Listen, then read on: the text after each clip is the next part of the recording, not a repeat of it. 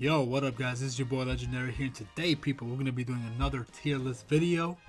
So the last tier list video was actually really amazing. It was a lot of fun to do. Everyone really seems to be enjoying it, and it's actually growing really fast, and I'm actually kind of surprised by that, but I'm very excited by that. So one of my subscribers, I'm assuming he's one of my subscribers, he was on the live chat during the premiere of the last video. So thank you to ANS. He requested that I do a tier list on the main characters' ace monsters, so that's exactly what I'm going to be doing in this video. So yeah, you know what, let's just hop right into it. There's a lot of ace monsters. As you guys can see here, I kind of added some other ones in here. I added Dark Magician Girl, I added Flame Wingman, and Junk Warrior and stuff like that, because they're not really the ace monsters. Obviously we already know the 2500 attack point monsters are the ace monsters, but in this particular case it's a little bit different because you know, monsters like Flame Wingman and Junk Warrior, Dark Magician Girl, they're so iconic. They're almost like pseudo ace monsters. They're like secondary ace monsters to the deck, and this and that. And then right here, you kind of see right here in the middle, we have the picture of a Dark Burning Attack, because I also see Dark Magician and Dark Magician Girl as a duo as well. So I'm going to be ranking them as two separate ace monsters and then ranking them as duo monsters. Also for this list, I'm going to be ranking it based upon, hold on, let me check.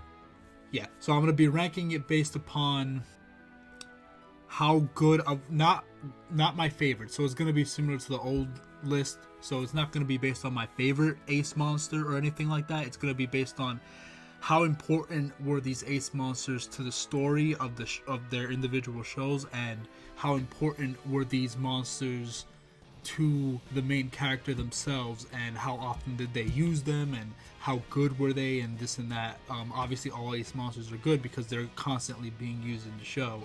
Well, maybe not all, we'll get to that in a bit, but you guys might already know from that, but it's fine. But yeah, so we're just gonna get started and hop right into it. So there's a lot of ace monsters here to consider, so let's see. Alright, let's start off with, I think, an A tier pick. Let's start off with good old Elemental Hero Neos. I might bump him down to B, I'm not sure yet. It might move. Oh, sorry, it went down or up. But anyway, yeah, I might bump him down to B, but I'm not sure yet. So Elemental Hero Neos, he's very cool.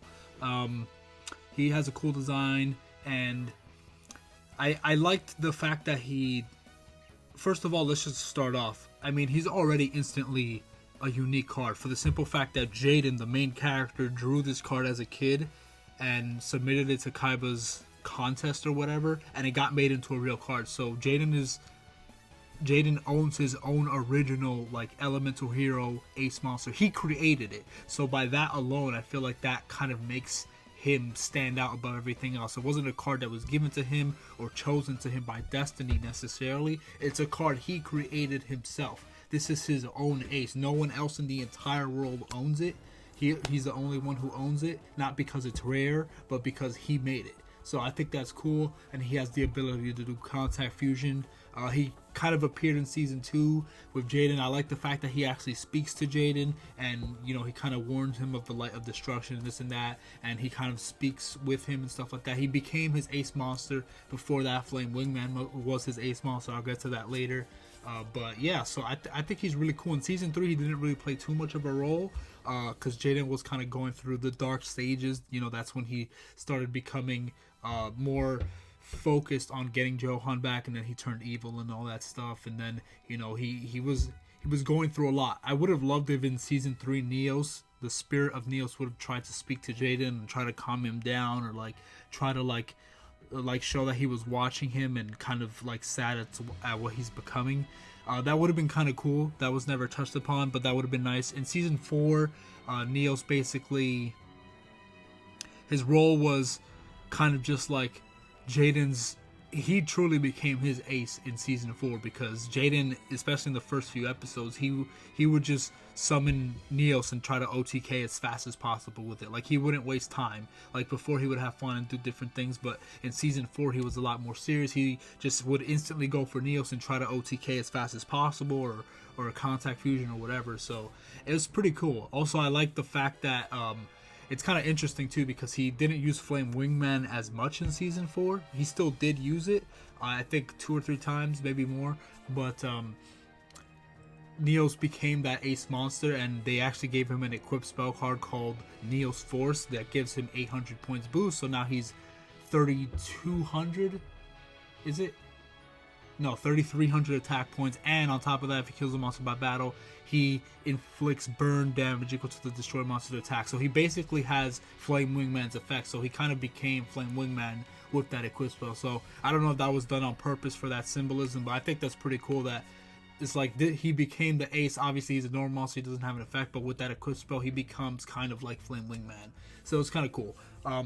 I would have loved if he did a little bit more. Like I said, he could move down to B tier, but I kind of like A tier for now. We'll see where it ends up once we compare to the other ace monsters. But yeah, for now, we're leaving Neos at A tier. I think he's a really cool ace monster. I just love the fact that Jaden created him, and yeah, he's just he's cool. He's cool. He has the ability to contact fuse. You know, fuse without poly. He was the first monster and to do that concept and all that stuff. So I think that's really dope. All the Neos fusions are all awesome in their own ways, and you know, he just has so many Neos fusions too. So many evolutions for Neos. It's crazy. But yeah, so Neos is pretty awesome. All right, next up, let's see what we're gonna do next. We are going to do, I guess. All right, let's just do Gandora. So for Gandora, I think I'm gonna put C tier. Here's why. I love Gandora. I think Gandora is cool. I love when he used it against Bakura, and I loved when he used it against Atem in the final duel. The reason why he's so low is because we didn't really get a lot of time with Gandora. Yuki got development really late. He didn't duel until the very end of the season, the series, pretty much, and we only got to see him use twice. Both times he wrecked, which was amazing. But yeah, I really like this card because its design is cool, its effect is really awesome, and it really represents Yugi in the sense that Yugi on the outside, he looks very innocent and sweet, but he's a beast. He knows how to duel. He's very strong, and his deck is kind of like weird. It has kind of like these block monsters and all these cute stuff, and then he also has these brawlic monsters like Silent Magician, Silent Swordsman, and he also has Gandora. But Gandora is more known as his specific ace, you know, even in Duel Links and in other video games, like Gandora is usually the one to get the animation because that's the signature iconic ace for Yugi as a monster. Not a 10, but for Yugi. So yeah, he's cool, and I like the fact that he's so destructive. Like, you wouldn't expect little Yugi to have such a powerful card that just bombs everything on the field, but he does because he's a beast. He's a beast. But once again, because he came so late in the show, we didn't get a lot of time with it. Like I said, I really wish he got more development. I really wish we got to see him duel more. Maybe he could have used this earlier on in the series and kind of we seen it more. But I still think it's a really cool ace monster for Yugi. But once again, it just it doesn't have it has like, it does have symbolism for Yugi, but not strong symbolism. It's just kind of like a cool boss dragon that no one expects him to have, that just wipes the board. It's ferocious under the the sweet innocent exterior that Yugi possesses or whatever. But yeah, Gandora's I think it's fair to put him in C tier. He's a great, like I said, I'm not rating these monsters based on their effects and what they can do. Really, it's more like a combination of different things, and once again, there's symbolism in the show. I like the symbolism with Yugi, but once again, it was just too late and it wasn't strong enough. But it's still really cool. But I'll put it in C tier. That's just my opinion. That's what I'm thinking. All right, so next up, let's do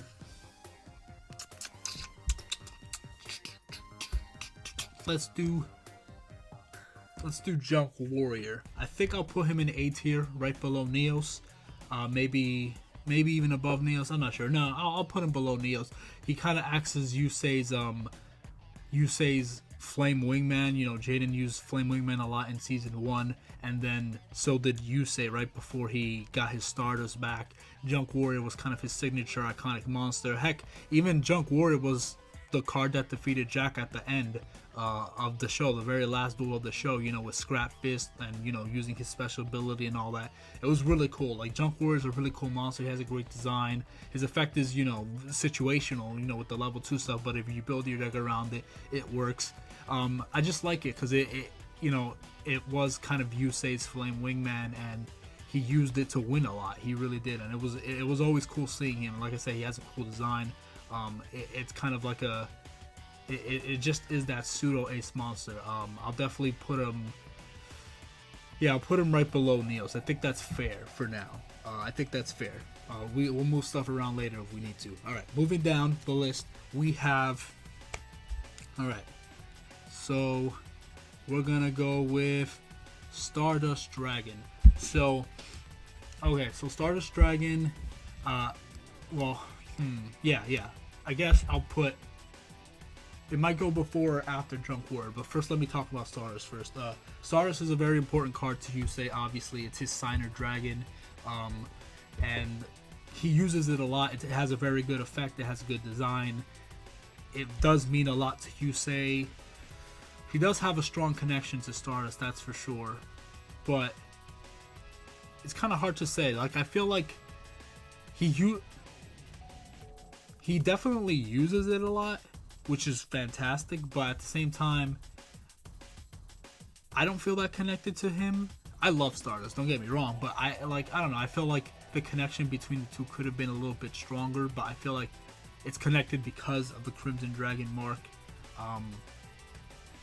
and whatnot, and it's a defensive monster. Yusei is a very defensive duelist, so I feel like the symbolism could have been stronger. Honestly, I kind of think Junk Warrior has a little bit more symbolism with that, especially with the final duel, him winning with Junk Warrior instead of Stardust Dragon kind of says a lot, and the idea of Junk Warrior getting powered up by all level 2 or lower monsters on the field and gathering the strength of all his friends and the weak people around him to give himself like this ultimate strength, this ultimate power. Just that symbolism behind that, I feel, is much more powerful than the symbolism behind Stardust. Although Stardust has, evolutions, Shooting Star Dragon and all that, but we're basing it based on Stardust alone and what that means. I don't know. I kind of feel like maybe Junk Warrior should be above it because I feel like there's more symbolism there. Even with the effect, I feel like the fact that they ended the show with that final scrap fist and, you powering him up with all the low-level monsters, kind of symbolizing him being powered up by all his friends. I feel like they ended it off on that note for a reason, and Junk Warrior is kind of like his second ace monster, and in my opinion has a little bit more symbolism than Stardust. Stardust is mostly just there because he's the ace, he's the signer dragon, and this and that. Don't get me wrong, I love Shooting Star Dragon, I love Quasar, all that stuff, but I think Junk Warrior kind of just slightly goes over Stardust in terms of how important he is to the show and the symbolism behind him and whatnot. And also the fact that he's called Junk Warrior, his deck is made out of junk. He's from Satellite. He built his deck out of random cards that he found in the garbage. His deck is junk, essentially, but he built an amazing deck because of it, and he's like one of the best duelists in the world. And Junk Warrior and the junk monsters are kind of a symbolism of that life, the Satellite life, gaining strength from weak monsters that people throw out in the trash that nobody cares about, and he built a deck around that. So yeah, I think Junk Warrior just has a lot more symbolism. I'll definitely put him above Stardust. If you guys don't agree, that's perfectly fine, but I think Junk Warrior is stronger than Stardust in many areas. But yeah, so there you go. So let's move down the list. What do we got here? Let's do Odd Eyes Pendulum Dragon. So I'm gonna put Odd Eyes Pendulum Dragon B tier. Yeah, I'll put him B tier. He's good. I feel like the connection between him and Yuya could have been stronger. I mean, I get the U-Boys each had their own dragon and they're all connected with Zark, and all 4 of the dragons were Zarks and this and that. Odd Eyes has a bunch of cool evolutions and this and that. I don't feel like this connection between Yuya and Odd Eyes were specifically that strong to me. I don't know. He had a big purpose in the story, definitely, because he's one of the 4 dragons that represent Zark, one of his aces, and you need him in order to summon Supreme King Dragon Zark and stuff. So I'll say B tier. I was gonna put him lower originally, but he does have a big role in the story. He doesn't really talk or anything, or I just don't feel like there's that kind of love and bond and connection between Yuya and Odd Eyes specifically. But because he has a grander point in the whole story with the whole Zark stuff, I guess I'll put him up there a bit more. So I'll put him in B. I think that's fair. Let's move down the list. So, okay, so let's see what we got here. So let's put Hope. So for Hope, I'm going to put in, I'll put an A tier as well, and I'll put Hope either before Junk Warrior or after. Let me talk about him first, and then we'll see where we place him. Okay. He might even be S tier actually, but we'll see. We'll see what happens. So yeah, we got Hope right here, number 39 Utopia, or Hope as I like to call him, as he's supposed to be called. So Hope is really cool. So he doesn't really talk to Yuya or anything like that. But yet at the same time, Yuma has a very strong connection to Hope. I mean, it was his first ever Xyz monster that he ever summoned. It was the first number monster he ever had, and even though this card is really technically Astral's ace monster, he kind of borrowed it, because Yuma was usually the one doing the dueling. Astral was helping for a while until he was able to hold his own and this and that. But Hope became very close to Yuma as an ace monster. It became like, you could tell Hope meant a lot to him, and you could tell that specifically in the final duel. In the final duel, when he was dueling against Astral, and Astral summoned all 5 Hopes in one turn, and Yuma looked at the board and he's like, man, all the 5 Hopes are here on the field and I'm facing it. Like, he felt happy and scared at the same time, and he got really emotional, because he's like, yo, like, Hope, that's his ace, that's always been his ace. Like, using Hope and the double up chance combo and everything. Like, how many times did he win with that combo? Almost all the time. Like, that's his signature combo move to win duels and stuff, pump him up to 5,000 or even beyond that. And Hope was just used a lot. Like turn 1 he would summon Hope almost at least 90% of the time. Like, Hope was always used, because I felt like that was like his ace monster. Yeah, he could have probably summoned some other stuff, but I felt like he did it because he loved that monster so much. It really does mean a lot to him. And it was cool, because in the final duel, he couldn't use the number monsters because they belonged to Astral, and he couldn't use Hope or any of the Hope evolutions, so he had to fight without her. So he had to beat Astral without using his Hope, without using any of the Hope forms or any of the numbers. And it was just cool, and he did, and he was able to beat it with the next monster that we're gonna talk about, which is Future Hope. So Future Hope, oh man, so this is where it gets tricky. Because I'm gonna put him in A tier for now, but here's why it's tricky. So by my own criteria, Gandora is in C tier because he was used so late. Now, Future Hope was literally used at the very end of the series, so by that logic he should also be below. The reason why he's higher is because of this. Because of the symbolism behind what Future Hope actually means to Yuma. And just, it literally represents Yuma in every single essence of the word. Like, Gandora is cool, he's a powerful dragon and this and that, and you don't expect Yuki to run that brolic of a card, but he did, and that's cool. But the build up to Future Hope was amazing, because, like I said, he has that strong connection with the original Hope, the original Utopia, and all of its forms, and he's used it so much and ranked them up and all that stuff. He has such a strong connection with the Hopes, but now he's fighting against the Hopes in the final duel, and he has to find a way to overcome all the Hopes, and he does. And using his power, using the power of Shining Draw that he also possesses, he was able to create his own Hope form, his own number, because it's called Future Number 0, Future Hope, or King of the Future Hope is his real technical original name. But yeah, even the name Future Numbers, it represents the future that Yuma's going to create after he defeats Astral, a better future that he wants to create, and a better Utopia, a better Hope for the future. And it's just, even though it's similar to Gandora in that sense, I feel like it has so much more symbolism. That build up to that moment where he finally has his own unique Hope that represents only him. It represents him. Even the design looks exactly like him, like with the head and the hair and stuff like that. And it has the color scheme of Yuma more. Like, that monster represents him. Like, it's not it's not an evolution of Hope. It's an alternate form of Hope. It's his own Hope. It's his own alternate boss ace monster, and I think that's just so cool. I just love the build up to it. Yes, it was used last, but it's almost like the whole series was building up to that moment, to the moment where he has his own number, his own Hope that he created himself using his power.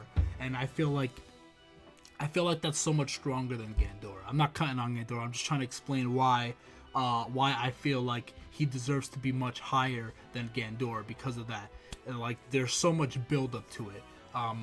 Like, and you guys already know. You guys saw my top 15 Xyz monsters. He's number 1, but I'm not gonna put him there just because he's my favorite. He was used very late. We didn't get to see enough with him, but I felt like the build up was so powerful, you know, for this card, that I feel like it's worthy of at least being A tier. I don't know if it should be before or after Stardust and this and that. I might move it around later, but I'll leave him right there in A tier for now. So, okay. So let's see what we got here. Alright, so next up we're gonna be doing oh gosh, we're gonna be doing Firewall Dragon. Okay. Alright.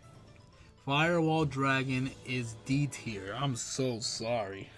I'm so sorry. Alright, Firewall Dragon has the best effect out of all the ace monsters, debatably. Obviously, I mean, that card is competitive, and it was banned at one point as well. Maybe it's back on the... maybe it's limited now, I'm not sure. But that's not the point. It's not about competitiveness. It's about how useful he was in the show. He was literally summoned like 3 times in the whole show. It was the most disappointing thing ever. Like, we as the audience are not attached to Firewall at all while watching Reigns. We literally never... Like, we saw him used 3 times. Once against... what's his name? The Zyzen, man, what's his name? Akira Zyzen. Yeah, Akira. That was the first time it was used, I believe, and he used it and he was able to kind of win with it. Then after that, he used it against a random Goki player or whatever, and he also used it against Revolver, I believe. But like, the times he used it, I don't know, it just felt very random. He never relied on that monster. He always just used the Code Talkers instead, which is why he's on the list here as well.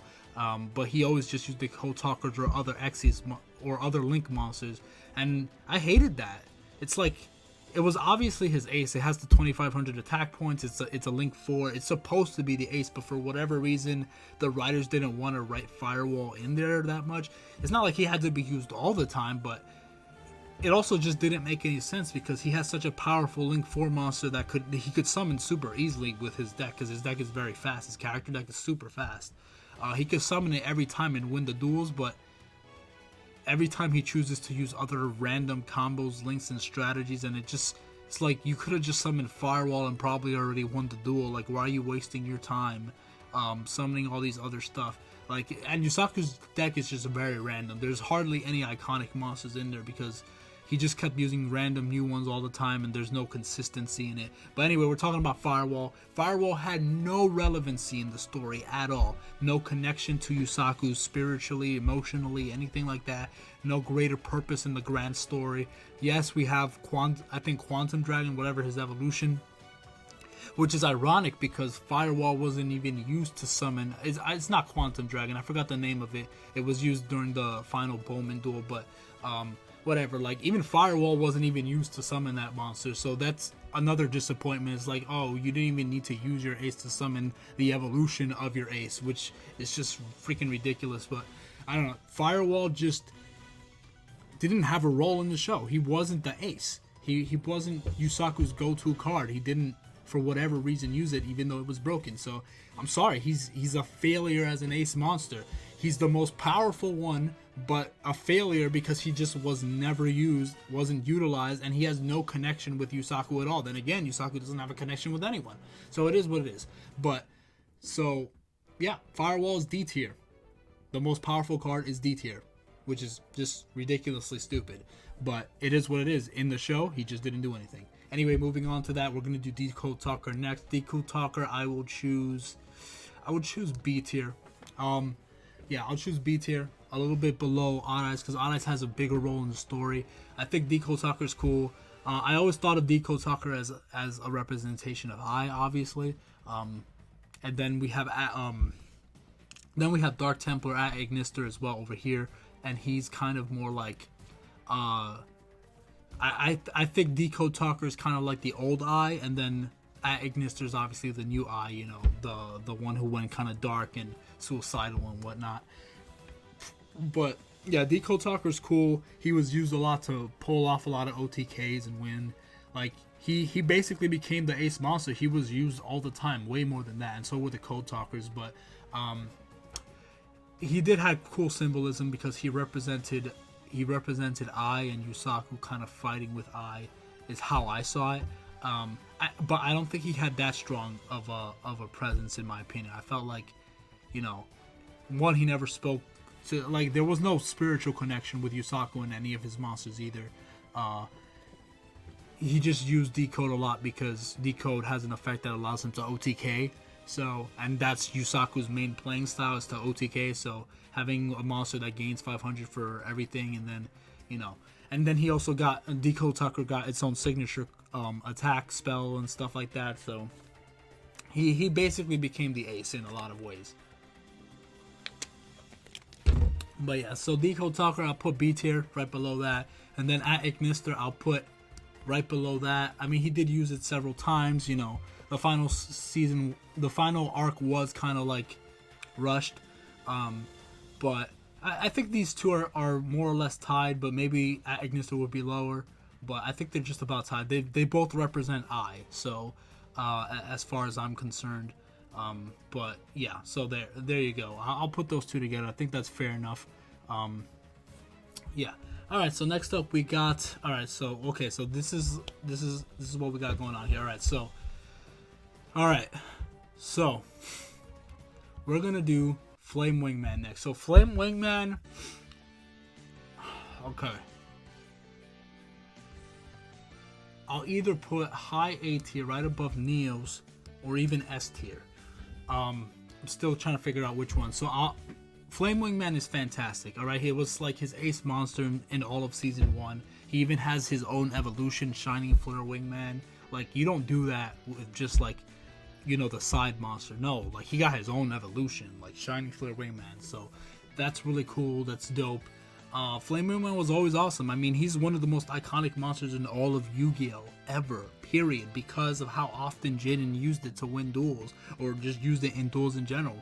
I mean, and this card is so important to Jaden. Like, literally every time he summons it, if you watch the Japanese, he calls it my favorite monster before he summons it. He says, Yugo Shokan, my favorite monster, elemental hero, Flame Wingman. Every time he says it, just like that. He never fails to say it, that that's his favorite monster. I think even in season 3 when he summoned Flame Wingman and he was like all depressed, he still said his favorite monster, I'm pretty sure.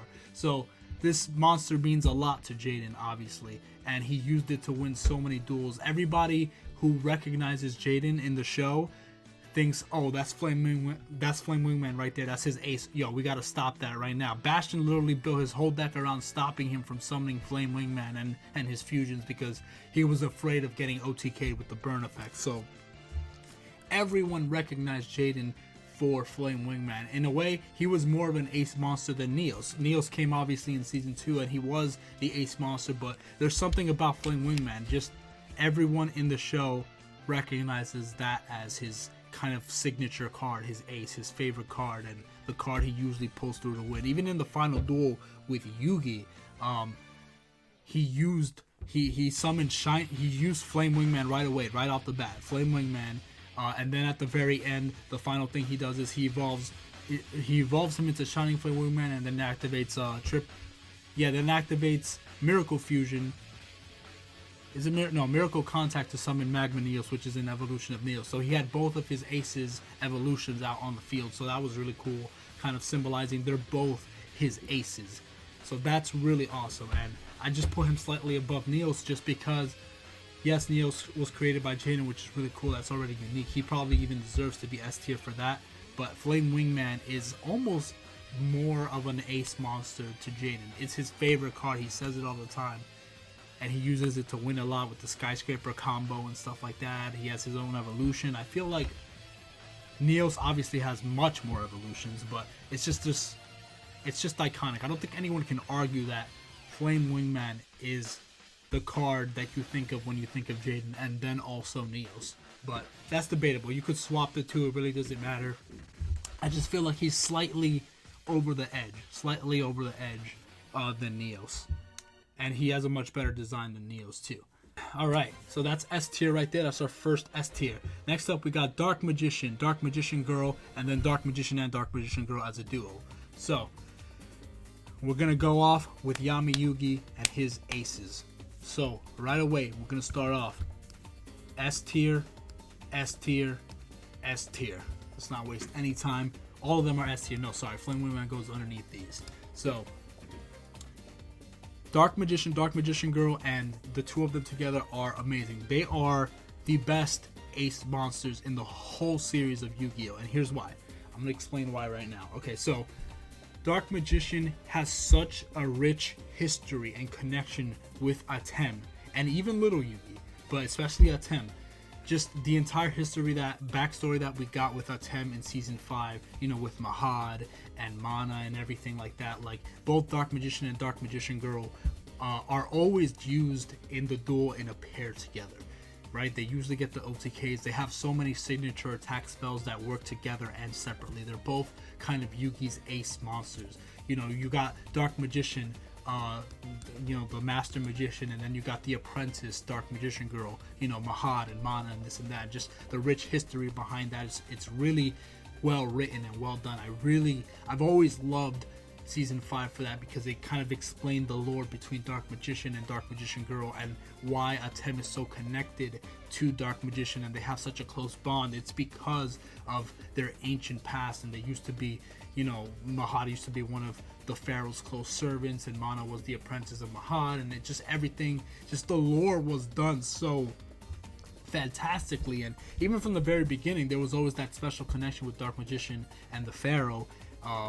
And you know, and Dark Magician and Dark Magician Girl felt so alive, more so than any other main character, ace monster, because, you know, so many times we would see the spirit of Dark Magician and Dark Magician Girl in a duel actually making different expressions. Like, they weren't robotic, like they were actually making interesting expressions and motions. And sometimes Dark Magician would even look at Atem, like I think of the duel with what's his name? I'm forgetting the name. It's one of the rare hunters, the one who had the dark Arcana. Yeah, Arcana. Like that whole entire duel, like clearly the spirit of Dark Magician was in that duel, and they were fighting, and it's almost like they were communicating in that duel too. It was just so cool, and just so many moments. It just felt like whenever you think of Atem, you think of Dark Magician. You can't, like, you just can't take those two apart. Like, they are so close together. That's like his spirit monster, his partner, his loyal servant is what he calls him, and everything. Just his partner. Like, it's just crazy. And Dark Magician Girl, obviously, I mean, iconic. I mean, even in the filler arc with the dark stuff, like, you know, she always seems to come up and like ask for help and stuff like that. And there's that close connection between them two and everything. And as a duo, Dark Magician and Dark Magician Girl are amazing. They're always there in a pair. In fact, out of all the ace monsters, they're the only real actual pair. The only pair, because they work together. Now, yeah, Dark Magician Girl don't have strong effects, but it doesn't matter. This isn't about the effects. This isn't about how strong they are. This is about their relevance in the story, how important they were. Like Dark Magician Girl aren't just monsters in a deck. Like, they're actual characters in the show. They're characters. Like, they're their own characters. Mahad and everything. Like, Mahad and Mana. Like, they're more than just monsters or even just aces. They are like literal extra characters, like their own characters, and they're so unique. And they nailed it out of the park with Dark Magician and Dark Magician Girl. Like, they nailed it hard with that. Like, it's great. It's fantastic. Dark Magician, absolute S tier. Dark Magician Girl, S tier. Like, all three of these guys right here, all are together. It's not like Dark Magician Girl is lower. I think they're all tied, you know, all tied here. And then right below that is Flame Wingman. You know, just to do a recall, S tier, Dark Magician Girl, and their pair. Flame Wingman slightly above Neos. Neos is high A tier with Junk Warrior, just being below that. Maybe Hope could even go above that, just because I feel like he has a great role with Yuma personally, and like Hope really means a lot. And over time, he even became my favorite monster. Over time, just that love and passion he has for that monster, and how much he relies on it and stuff like that is really cool. And he represents Hope itself. Like, that's his name. His name is Hope. He represents Hope itself. That's why Future Hope means so much. But yeah, we got Junk Warrior and then Stardust Dragon, and Future Hope would have been higher, but I put him lower just to be fair, because he was used very late game, even though the whole series kind of built up to his kind of summon in a way. And that's my argument towards it, so why it should be higher. But anyway, then we got B tier. We got Odd Eyes Pendulum Dragon. He had a big role in the story, but I felt like it could have been a stronger connection. Decode Talker and Agnister, once again, they both represent I, his older half, and then his darker half later. Cool monsters were used quite a lot, and I feel like they're more or less tied. I don't feel that. I feel more connected with Decode Talker, but once again, I just don't feel that connected to either, because they don't really, there's no like spiritual stuff in Vrains like that. There's no like super deep connection with the monsters in Vrains like that, which I find interesting. That it would have been nice if they added kind of that element into it, but they didn't. So low B tier. C tier, Gandora. I really wish it could be higher. I want it to be higher, but once again, it appeared way too late, and doesn't have as much symbolism and as much meaning as like Future Hope or some of these other monsters in my opinion. I could be wrong. And then finally, D tier's last. Sorry, Yusaku. I mean, you just didn't use him. What? Like, he wasn't your ace. You never used him, and it frustrated me, frustrated Robbie, frustrated everyone, because it's like, yo, you have an ace, you have a Brolic Link 4 monster that could wipe out everything, and you're not even using it, and you have no connection to it. You don't even care. So how can we care if you don't care? You know, you don't have a bond at all with this, and with this monster. So it is what it is. But yeah, so I think that's it right there. That's the Yu-Gi-Oh main Protag Ace Monsters tier list. I hope you guys enjoyed. Thank you guys for watching. Let me know if you guys agree or disagree with my opinion. Some of these could be interchangeable. Flame Wingman could be below Neos, this and that. Maybe Hope could be before Junk Warrior. Maybe you want Stardust Dragon to be above. You know, whatever. You have your own personal feelings towards why you think. But in terms of story, in terms of each individual Yu-Gi-Oh arc or Yu-Gi-Oh story, you know, I'm trying to gauge them based on how important they were to the story, how important they were to the main character, what symbolism they have behind it and stuff like that. Yeah. Yeah, I think that's pretty much it, guys. Thank you guys for listening. I hope you guys enjoyed. I really appreciate you guys watching. The last tier list video was amazing. I'm sure this one will do great too. It's a lot of fun talking with you guys in the premieres, so I'm really looking forward to talking with you guys there. It's always funny. My video has gotten good reception. Not as much negative reception as I would have thought so far, but hey, it's still very early. The haters will come. It is what it is. People just don't agree with you, and that's fine. You don't have to. But I've watched all the Yu-Gi-Oh series from beginning to end multiple times, so I know what I'm talking about here. But you can still, you know, debate and argue whether one should be lower or higher. This is just how I feel about it and what I think makes the most sense. But yeah, see you guys in the next video. God bless you guys. Gotcha!